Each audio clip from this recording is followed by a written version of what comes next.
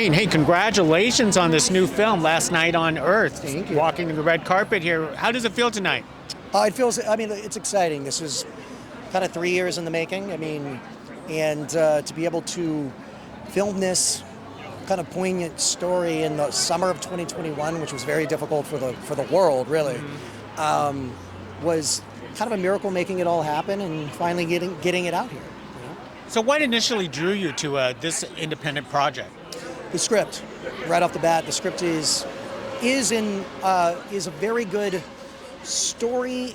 And it hasn't been told in this way.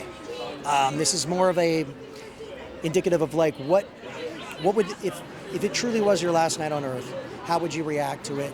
Hopefully, it brings people more together rather than it being chaos or something like The Purge or something like that's like too chaotic. And hopefully, it brings more love and more families together. Didn't it feel kind of meta in its own way, the fact that Sure. this was completed just right after what the world went through? It felt very appropriate as we were filming it, and honestly, it taking the time it took to get it out here, and now with what's going on in the world now, it's even more prophetic. How does it feel playing sort of a quasi-villain in this case? And that's another reason that it did, look, I played the hero a lot, and this was one of those stories that came along where I got to play that first villain.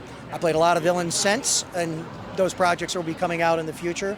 But this one also playing a role who would react differently than I would in reality. I wouldn't react like this. I'd be a little bit more like Jake McLaughlin's character and Levin Rampin's character, and even honestly Dee Wallace. But in this case, it was fun to cut my teeth this way. Well, last thing, because I was going to ask you, was that if you only had a few days left on this planet, what would you really do? I don't know. I'd want to be with family and friends is the easy answer.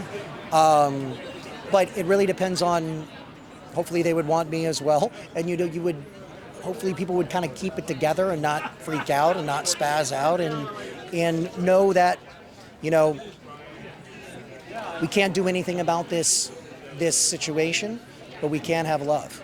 And that's what I hope kind of gets across in this film. And hopefully, if this were ever to happen in reality, we'd all be able to kumbaya a little bit more than Armageddon it. Well said. Everyone needs to check out this thriller. Thank you. Yes, please do. I think you're gonna love it, and I think this will kind of stick with you. That's what we're hoping for.